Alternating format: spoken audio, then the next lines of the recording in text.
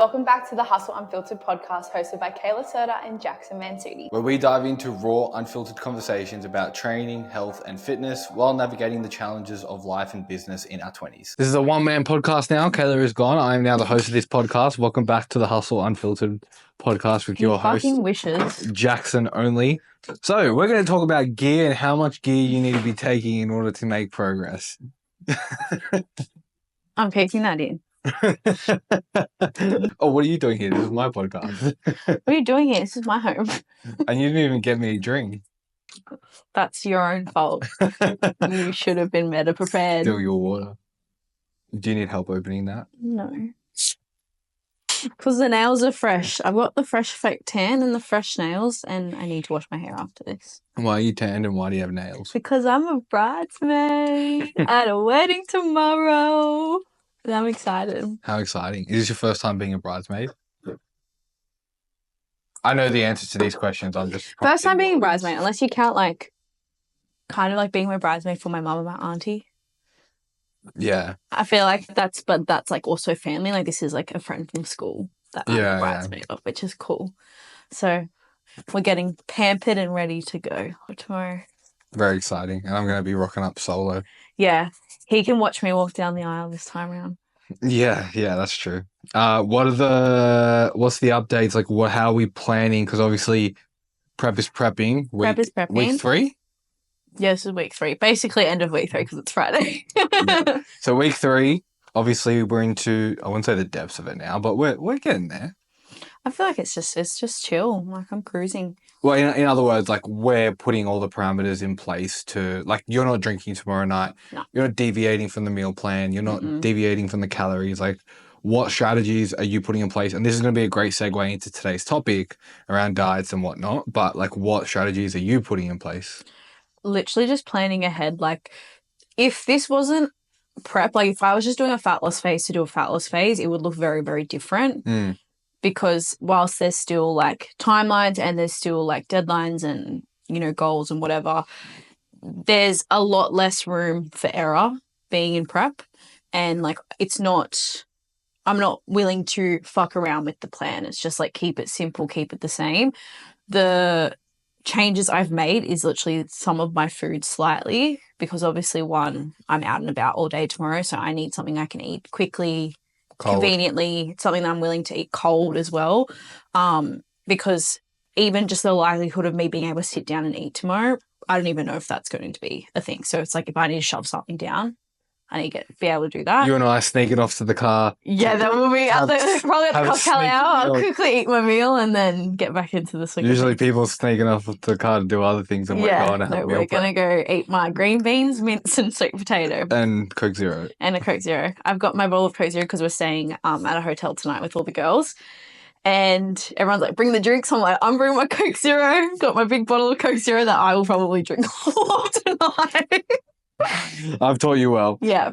But yeah, no, it's pretty much the same thing. Like, the only extra thought I've put into it is, like, I don't have access to a microwave for the next 48 hours. So what am I willing to eat that's cold? That, you know, obviously it's not going to be the most tasteful meal, but I'm like, if I have to eat it, I will fucking eat it. And how can I make it at least somewhat enjoyable?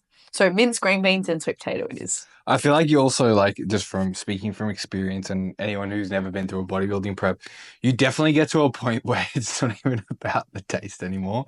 You're just like, I'm eating because this is... I'm eating just because I got to eat. Like, yeah. I remember, like, I mean, you saw my meals when I was at that 4-week mark.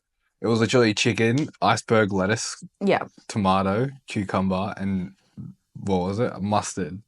Yeah. It was literally, it may as well have been chicken, water, and mustard. Because all those things are 75% water. Yeah. No, yeah, it's not for taste. It's just for convenience. It's like, cool, we got some veggies. That's going to give me a bit of extra volume. Sweet potato, carbs, and fiber. And then protein from the mince. And then seasonings. And that's me. And I'll eat a creamy before I go today.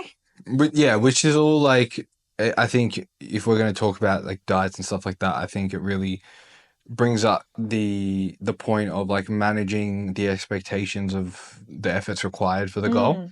Yeah. Like, as you said, if you're someone who's just doing a diet for a holiday or, you know, maybe just want to get leaner and you're not really working towards a time-sensitive goal, then you probably would be like, oh, I'll just like, I'll eat a little bit. I won't go overboard, but you'll probably still have a drink tonight, have a drink tomorrow night. You'll probably still indulge in some of the cocktail foods and stuff like that. So I think it's really important to understand if you have a fat loss goal, what are some of the things that we need to consider in terms of managing the expectations? Yeah. And I think as well with that, you can also plan for it within your own timeline as well. Yeah.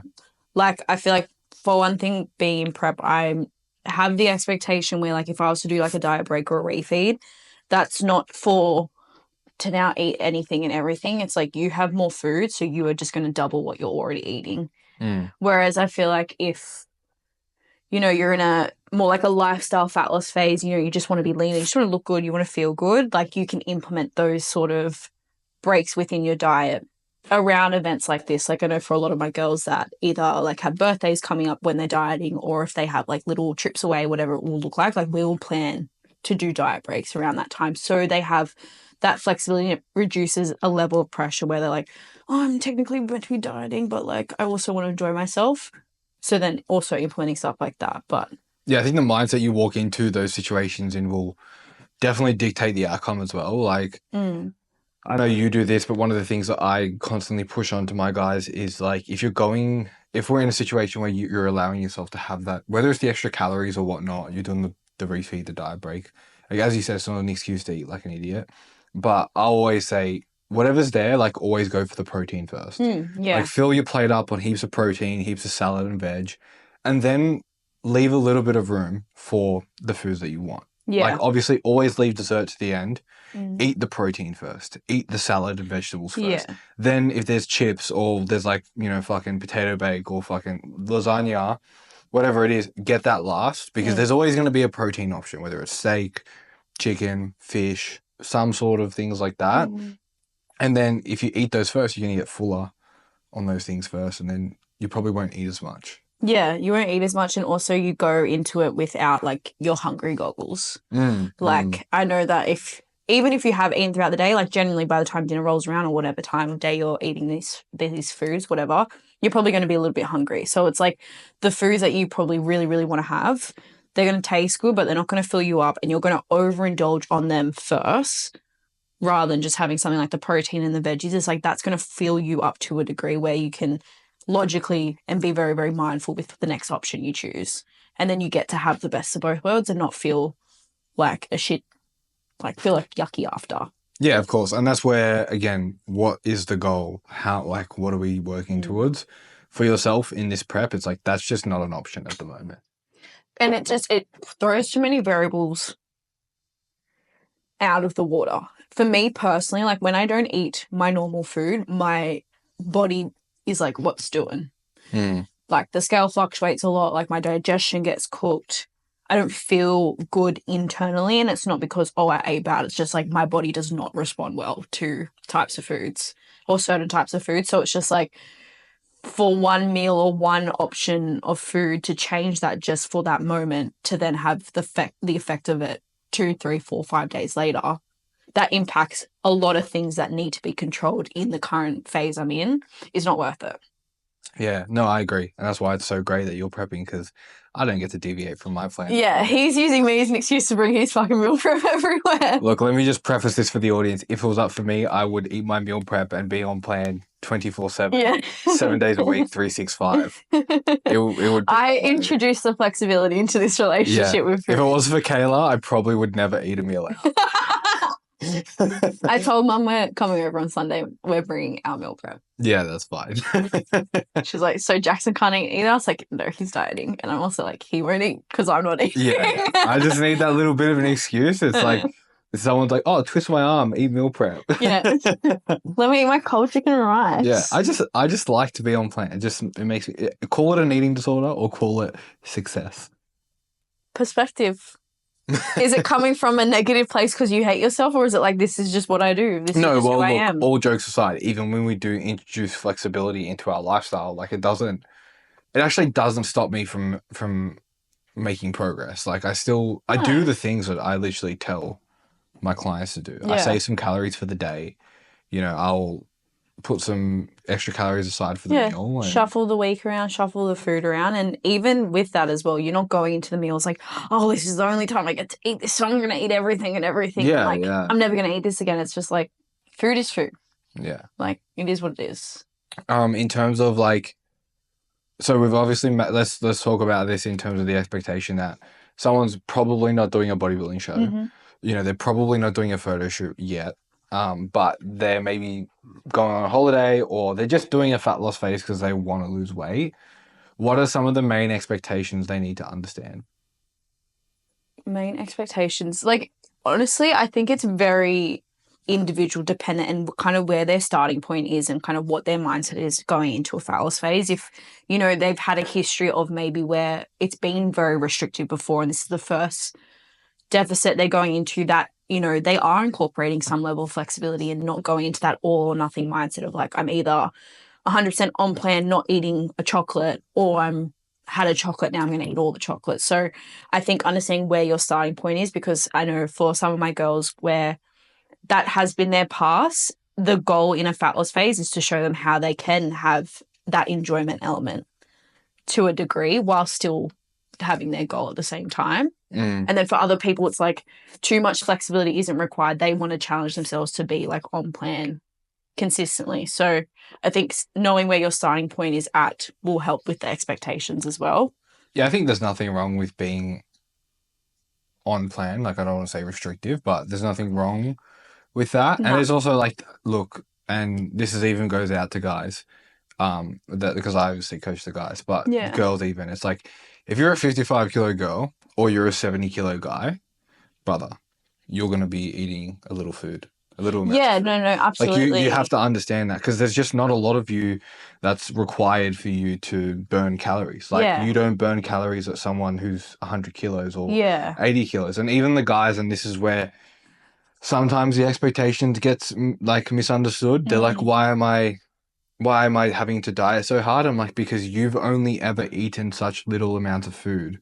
So therefore there's not much for us to take away from. It's like, if you, like, let's just throw an arbitrary number out there. If you eat as a guy, 2,000 calories is not a lot of food. No. Or if you're a girl and you only eat 1,300 calories and you want to diet, again, not a lot of food. You're only going down. Yeah. You know what I mean? So if you're a guy and you're like, oh, bro, I'm eating 1,500 calories, like, yeah, man, that's what's required. You weigh 70 kilos and you've never built your calories up. Yeah. So it's like, what do you expect there? So I think it's also having the understanding of, again, what's your starting position? And then knowing, is this maybe the best choice right now?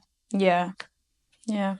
Because I feel like as well with dieting though, some people think they need a diet, but they actually need to not diet and spend time not dieting in order for a diet to also work as well. Do you find more people come to you wanting to diet and not needing to?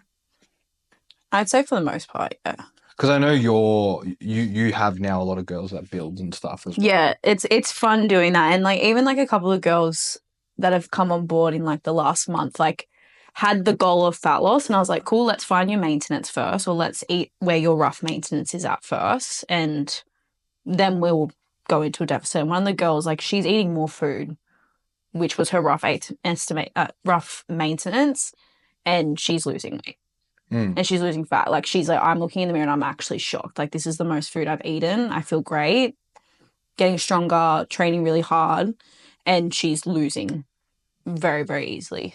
Yeah. So it's awesome. like, and it's not like, oh, because she's eating more. It's just she's eating enough for what her body actually requires. Yeah. In order to get to that goal. Well, not only that, it's like if you probably eat more food or you're eating enough, it's like you're probably going to train harder, probably going to build more muscle. Therefore, you're probably going to need a little bit more food to be able to recover from that. So it's like you're probably putting all the systems in place that allows her to do that. Yeah. But let's take it. Okay, so let's take that girl, right? She gets to a point where she needs to diet. Like, what's the timeline look like? How are you sort of mapping that out? Depending on how much you'd want to lose in that time frame. What's the average that I'd say girls, about 0.5 kilo a week. How much do the girls that come to you usually want to lose? I'd say anywhere between 4 to 6 kilos. Yeah, see, Which is generally between like an 8 to 12 week deficit. Like Yeah. it's very rare that they do longer, and the only time it really is longer is if we're implementing something like diet breaks. Like one of my girls in a deficit at the moment, she went to Fiji halfway through, so her deficit's longer, but we had like a diet break for like a week and a half in between. So it's really interesting because like most of the guys that come to me, I say an average fat loss is 5 to 10 kilos. Yeah. Like it's just because they're bigger. Yeah. You know? And I find though, like a lot of times with the girls, like they need more muscle anyway. Yeah. So like I feel like that's enough where they're lean enough, not too lean where they feel small and like skinny and like not lean, but then they're also in a good position to then after start putting on the muscle as well. Yeah. So 12 weeks is usually where do Yeah. you automatically add in diet breaks, or are you more reactive with that? And for anyone who doesn't know, diet break is like a week or a few days where you're eating at your maintenance calories. Your maintenance, yeah, where you're at. It depends on the girl if they have events coming up. I really only would schedule it in advance if they're like, I know I've got this event on, whatever. Then I'm like, cool, we'll navigate that. But otherwise, if they don't have events on, I wouldn't. I think the client psychology matters too. Well, that's the thing. Like, I know even from my experience in the past, and this will probably look different going into prep, I wouldn't want a diet break. I'd rather just do it. Like, I don't want to be pulled out of that mindset. Whereas going into prep, like, for me, it's a different mindset. Yeah, well, it's so long, you have to. Yeah. But like for 12 weeks, like 12 weeks is done like that. Yeah, 12 weeks, I think if you're an experienced dieter, you could probably do it without. If you're someone who needs those little, like, we call them like rewards or wins along the way, where it's like, okay, you did 5 weeks, have a break. You did 5 weeks. I was like you when I started prep, I didn't like it. Yeah. And then we got to the point where we were just doing undulating weeks. So it was like a week with, all we did rest day was like more cows. And then we just keep doing that on the rest day. Yeah. Like 2 high days or whatever. Yeah. And that I liked because it was more so like, oh, it's just one day where I get a little bit extra rice, that sort of stuff. Yeah. And you get so hungry where you also can't really get through more than a week without a little bit extra food. Yeah. Either that, or if someone's got a little bit more weight to lose, like if it's more of like, okay, we're pushing more than like 10, 12 kilos plus, then it's like we'll break up that fat loss phase across multiple months anyway. Yeah. And then that would be like diet breaks in between, just so that way they're not eating low food for a very, very, very, very, very long period of time. Yeah, that's really important as well. In terms of steps, cardio, what do you manipulate first? Do you manipulate steps? Some girls I give cardio, some girls I don't. Even just depending on what their like lifestyle looks like. If they're just getting into the gym and like that's all the time they have, and you know they get a decent amount of steps out because like either they're a nurse or they have pretty active jobs, it'd be more steps and food, and then cardio I'd like to use as a backup tool. Whereas if some of the girls actually have more time on their day, then I would bump up their cardio as well, and also depending on where their food's starting at. Because if their food's like low, then I'd rather up the activity as well. So then they're not on like really, really, really, really, really low food. Yeah. For me, it's I think I'd probably look at the same thing as you, and then I'll also look at, as you said, like their job. Yeah. Like if they're a busy corporate person, steps is probably not the most ideal because they probably don't get a lot of steps as it is because they're at an office all day. Yeah. And then if they're busy and they're running around in an office, it's like they probably don't have the time to do. So I'll just like do 30 minutes after your session. Yeah. Sort of thing. Even that though, I would try not to use everything all at once as well. It's like, what can we get away with doing the least of? Yeah, 100%. Like rather than throwing absolutely everything at the start. Yeah. I had a client yesterday. He's like, hey, bro, when are we adding in cardio? I was like, are you losing weight? And he's like, yeah, I've dropped. I'm like, well, we don't need cardio. Yeah. I find, and I've been like, I've fallen into that trap as well where I've felt like I've needed to throw everything at it early on to get the most out of it, which sometimes in a prep scenario may be a good idea. But I think in a general fat loss scenario, like it's not necessary because your mood's already high. Yeah. You don't want to like ruin that so early on by doing so much already, and then you get burnt out early. Yeah. And then you're just like, fuck. You get to the end and you're like, oh, I'm waiting for this to be over. Yeah. No, for sure. Training wise? Stays the same generally. Maybe reduce a little bit of the volume, but for the most part, you're going to look like you have muscle by training the same way you do to build it. Yeah. Because I think, that's definitely, I don't know for the guys, but I feel like that's the biggest thing for a female is like the training starts to change, or the girls can see like, will it change? It's like you keep training as hard as you do now. Yeah. If not, like give yourself a little bit extra because, the energy might not be there and you might lean into more of those excuses as well. Like, oh, I'm tired. Like, I won't push myself. It's like, well, no, this is where it's actually going to matter. Yeah. So keeping the training the same. And even for myself going to prep, my training, some of the exercises look a little bit different and the program might look slightly different, but I'm still going into my sessions like, how can I build muscle even though I'm not building muscle right now? Well, it's not a bad topic to introduce. Like, is building muscle possible while dieting? It's not the most optimal environment to do so, but it is possible. It can happen. I was saying that to one of my girls. Well, you did it in your photo shoot, right? Yeah, Jason believes I built muscle last year when I was dieting. I was like, I would agree, yeah. maybe. I was saying that to one of my girls. She like loves the idea of building. She's like, I just want more muscle always. And she's like, doesn't want to diet, but also wants to diet. And I was like, with your Don't we all? Yeah. And she's like, oh, like, I don't want to build muscle. I was like, honestly, just with your training, like you might be dieting and there's a possibility you might build muscle still.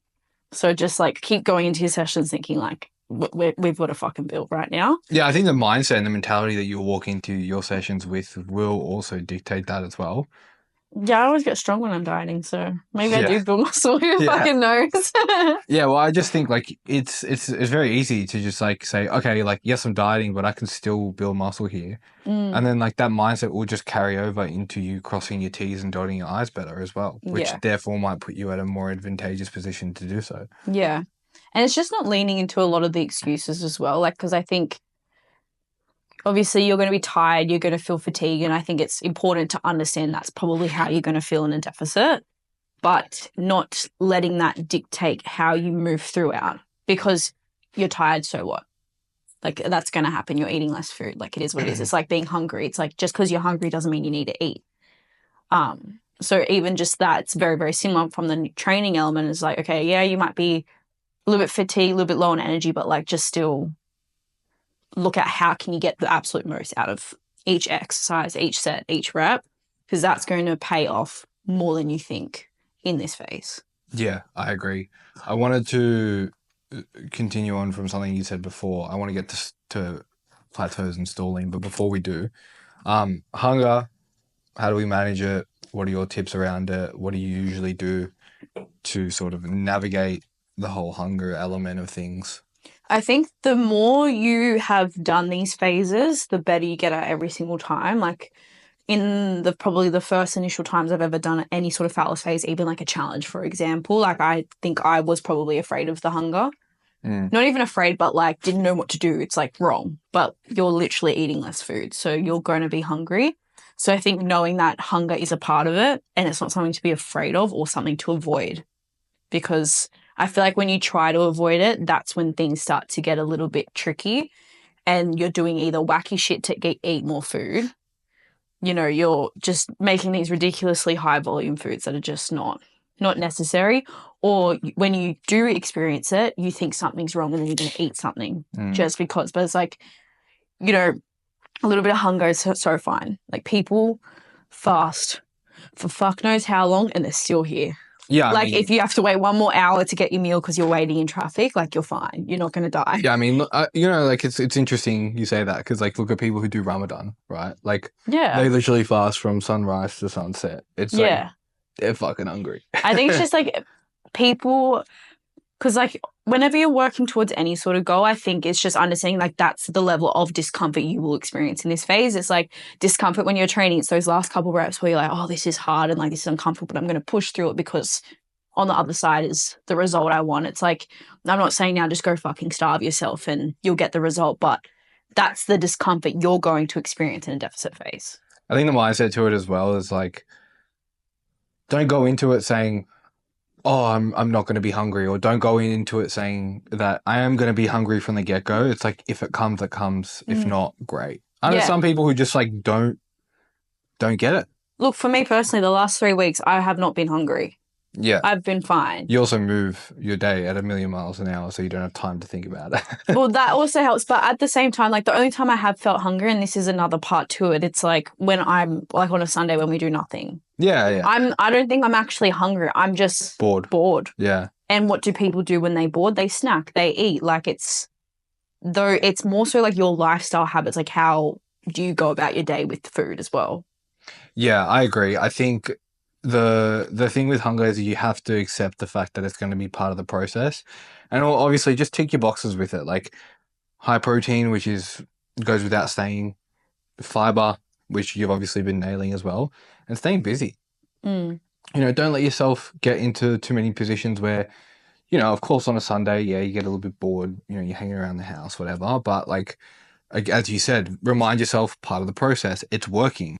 If you're not hungry, you're probably not dieting. Yeah.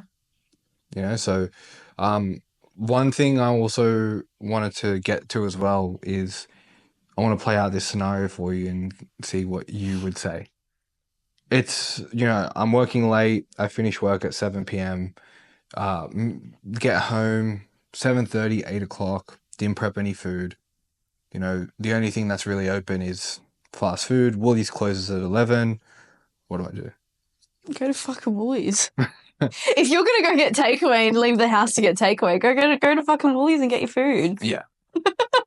I mean, obviously that's what we would do, right? Yeah. I think one of the things... But it's the same thing. It's the convenience of a takeaway. You're going to probably get that in 15 minutes. Going to Woolies and doing all that might take you half an hour. But either way, if you're hungry, it's also okay.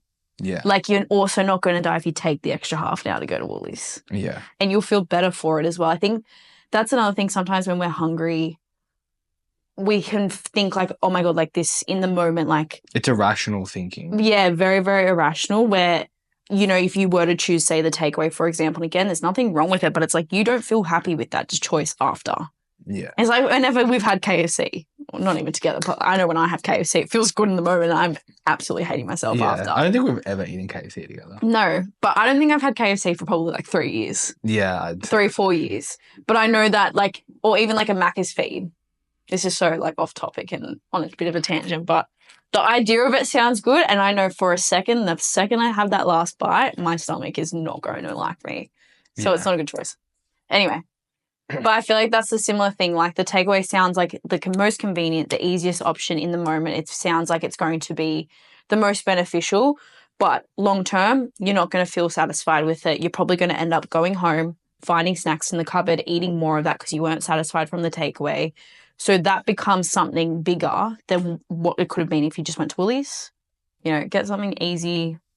You could literally get a steak, cook that in the pan. That takes literally 10 minutes, not even. Or you could even just get like a microwave meal. Yeah. Like they sell the core power foods. Or you could even just get some like cold chicken breast, a sandwich, some salad. Not even, but like if you like a steak, you cook a steak on the pan, takes 10 minutes, put some chippies in the air fryer. Buy a packet salad. If you wanted to go easy but still a little bit better. Yeah, I agree. A little bit nicer. But it's just, yeah. No, I agree. I think people get really caught up because obviously that's a situation. When I was face to face, I dealt with that a lot.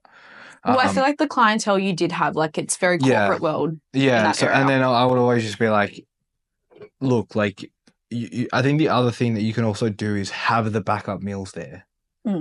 It's like something I said with a lot of my girls that were busier workers, like they had pretty packed schedules, but they did like meal prepping for some days, but then like they'd either run out. I'm like, have frozen meal preps in the freezer. Yeah. Just as a backup. Like you might not have these for 4 weeks, but you know that they're there if you have to do a later night, or something comes up where you just actually don't get the opportunity to do a grocery shop till tomorrow. It's like at least they're just there waiting, ready to go, and then...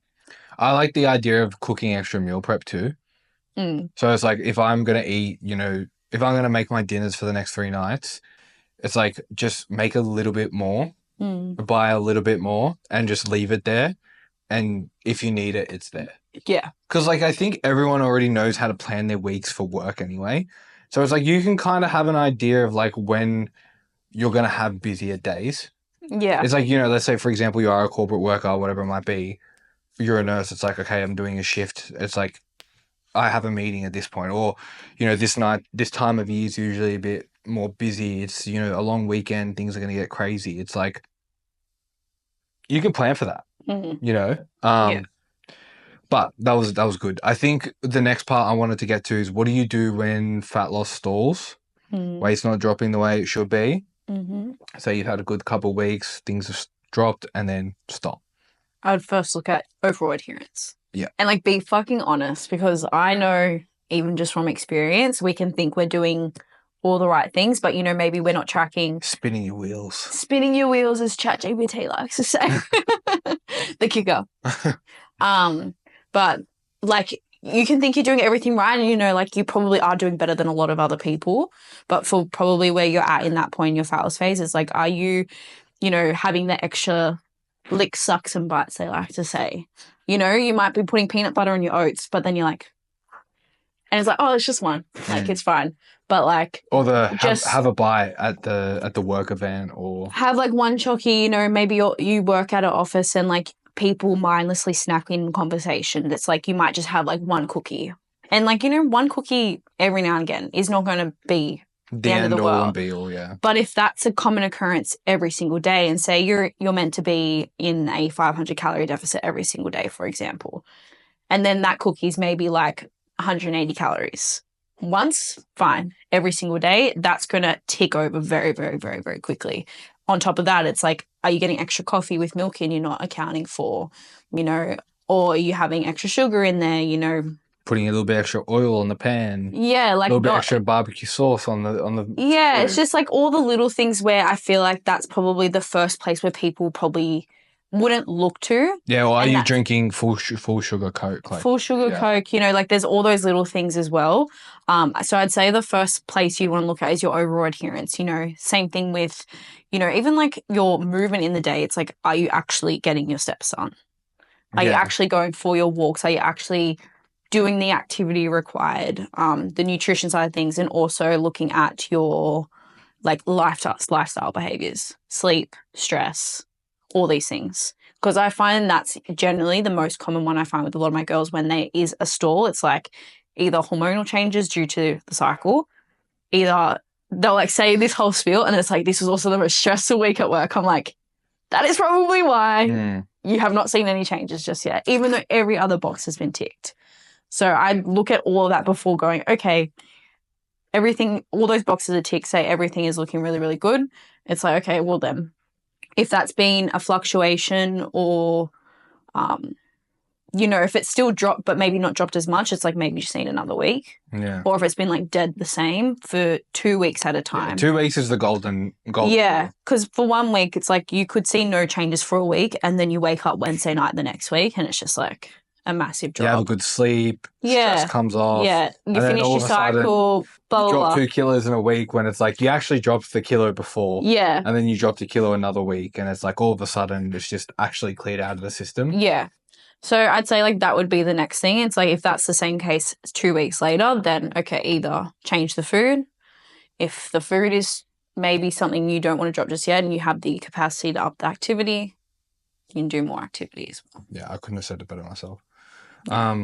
Yeah, I think just also on that is just like the more you stress out about how quickly you're losing the weight, the harder of a process it's going to become for you, because that added stress, if you're already stressed, is going to inhibit the number on that scale. And also you just like, you got to look at multiple different parts of feedback. It's like, are your clothes fitting differently? Is the photos look different? Are you feeling better? Like, just those things are things that take alongside of the scale number, because the scale number is not always going to be the thing that dictates progress. No. And that's I think I said that in the episode last week where I started seeing more progress when I stopped looking just at the scale. Yeah. Because I looked at, okay, how strong am I getting, and the muscle and the photos and the other things as well. It's like that also applies when you are dieting as well, because, you know, you could set a fat loss goal and you have a number in your head and you might not get to that number, but you still, if you were to not even know what number it was, you'd probably be 100 times happier where you are. Yeah, and I think a great example, again, this is a more in the extreme circumstances, but when I did my prep, the second show was my favorite look. Yeah. The last show, I was the lightest. Yeah. So I was the leanest and the lightest in the last show. Mm. I was like 72 kilos, 73 Mm. kilos. It's fucking light. Mm. But then on the second show, I was like 75, 74. Yeah. So if we look at that, though, the photos comparatively very different. Mm. Now, keep in mind, yes, I had more detail in that last show, but I was happier with the look in the second. Yeah. So it's like the scale doesn't mean what's better. And for, honestly, I'd say 99.9% of people, the physical look is really what you're chasing. Yeah, 100%. Like, no one gives a fuck how much you weigh. Like, who's asking how much you weigh? Well, the way I always put it to people is that when you look back on a photo of when you were overweight, you say, fuck, I didn't look good there. But you don't say, I weighed that there. Yeah, and You're not like that was the I weighed problem. 80 kilos there. It's like, Yeah.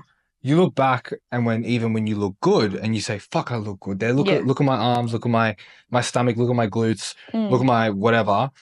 You don't say, oh, I weighed 60 kilos there. Yeah. Like, that's just not the thing that where your mind goes. Yeah. So why then worry about when the fat loss is occurring that you're so fixated on the scale? The scale is what we use to dictate whether or not the system's working. Yeah. And that's our job to worry about. And I think if you can, as hard as that might be sometimes, let the person who's coaching you just take over on that part and let them worry about those things. Because I'll be the first person to say, okay, cool. We haven't seen this change, but photos have changed, so I'm not going to change anything. Yeah. Or I'll say, oh, look, like things haven't really moved as a whole.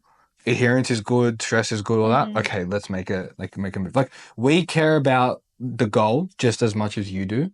So it's not like we're holding you back and gatekeeping secrets, there's the emotional detachment from it, because the only people that would get emotional to the number side of things is the person in it. Yeah. Like, I'm not getting emotional by your scale weight. No. I'm just seeing it as fucking better. Yeah. I'm just seeing it as it is. It is data purely to make the next best decision if we need to. Yeah. But because like when you're in it, I can understand why it can feel like this big thing, because you're the one in it. It's you know? But I think another thing with that is just, again, like your own perspective behind it. It's like understanding maybe up until this point, it's been a negative thing because of what you thought it portrayed, but it's like you see yourself getting stronger, you might be getting leaner, even if the weight's not changed, but it's like if you look better, you feel better, and overall your lifestyle has improved just because of what you're doing. It's like that is literally a minuscule thing. Yeah, I agree. And you just start to look at it as data. Yeah. Two more things. One, alcohol.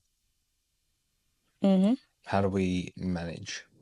Look, I don't say to my clients, like, you can never drink again, because I don't think that's fair. I don't think that's necessary. And again, like, I don't coach athletes. Like, I coach females that want to fucking get strong and look hot. Like, you're going to have girls' nights here and there, date nights with your partner, whatever it looks like.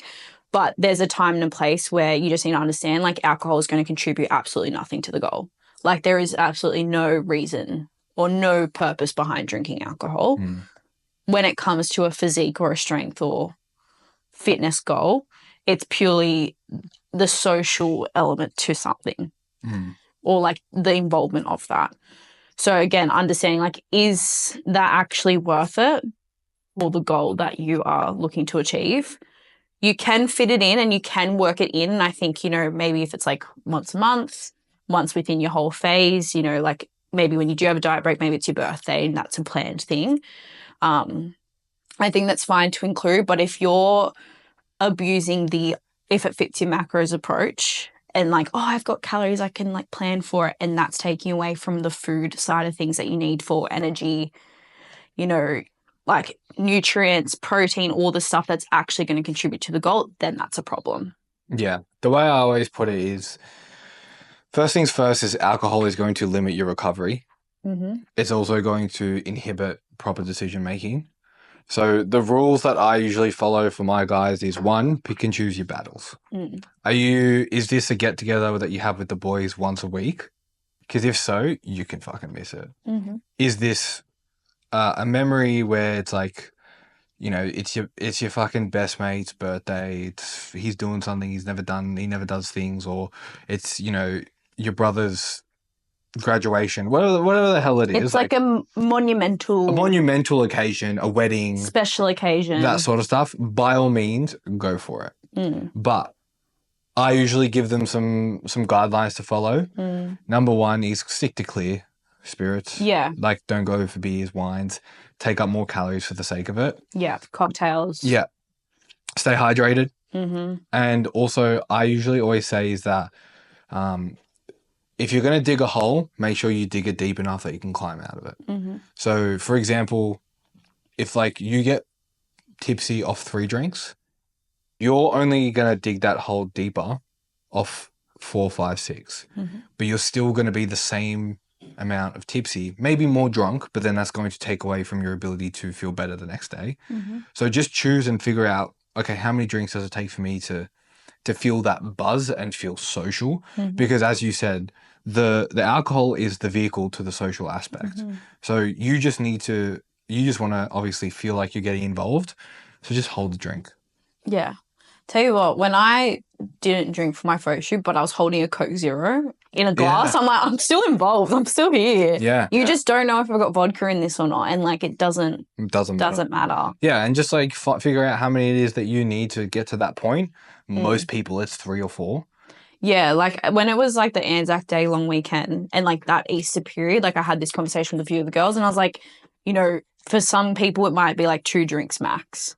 Others it might be 5. Like, you know your own limits and you know what it takes for you to go too far. Yeah. Where it's the Macca's on the way home, where it's the feeling like shit the next day, like you know your own limits. I've never seen you drink alcohol before. Like, what's realistic for you?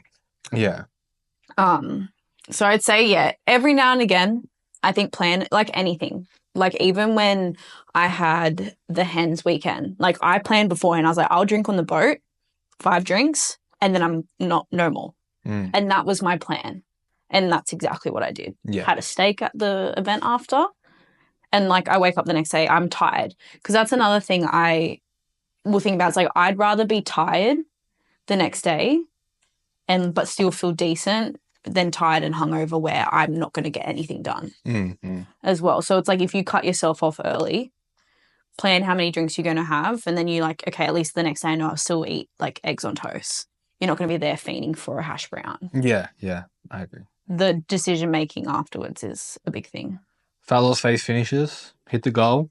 What's next? Reverse out of it. How do we do that? Gradually increase your food, depending, I feel like, how deep your deficit is and how long you've been dieting for will determine how long that process takes. But I'd say for a majority of people, it'd be like 4 weeks getting out of it, because I think where a lot of people can go wrong is they get excited. It's like, cool, like I've got the goal. And then they might go back to what they were doing previously. And it's like that's actually going to undo everything. Yeah, 100%. So it's like the fat loss goal is one thing. You still need to be in that similar mindset to get out of it, but some of the dials are just changing. It's like, yeah, you do get a bit more food. So you are going to have more food. And, you know, you're probably still going to have to do some of the cardio, but that's going to slowly come down. It's like it doesn't just really end at the end of the fat loss phase. And if you've just put in, this is nothing like with your expectations, you've just put in 12, 16, 10 weeks, however long, you've done all this cardio, you've changed all your meals, you know, you maybe sacrificed events. Is it worth undoing all that just for the urgency to get back to more food or flexibility? Yeah. And you're going to get to a point where you get more food again anyway. So you may as well just be patient a little bit longer. Be patient a little bit longer. You get to enjoy what you've just revealed. Yeah, well, it's like, do you want to keep the result? Like, it's like the summer that we met, right? It's like, we did the right thing post-diet and we got to have a really good fucking summer. Yeah. Where we were at the beach every day, shirt off. Yeah. You know, still had some drinks over the Christmas period. Like, it was fun and we looked great. Yeah. Yeah, I think it's one thing to get the results, another thing to actually keep it. 100%. And yeah, more often than not, people don't keep it. And it's because they don't give the aftermath the same amount of attention to detail as they did for the 12 weeks leading into it. Yeah, I agree. All right, well, let's end on a lighter note. I'm not sure. You got any ideas? Do you know what you're wearing tomorrow? I actually don't. I need to check that now, actually. So I'll be strapped in a suit. Fun fact, I don't fit into my old suit anymore because your boy's getting Because you're getting large and in charge. too big and only about to get bigger. Mm, How fun. I know. Do you know what you're wearing tomorrow? Yeah, I got my bridesmaid shirts. I think I should be able to still fit into it. Yeah, you will. I'm the same weight I was when I tried it on. So Okay, good. it's a positive. All right, guys, we'll wrap up the episode there. Thank you for watching, and we'll see you in the next one. Bye.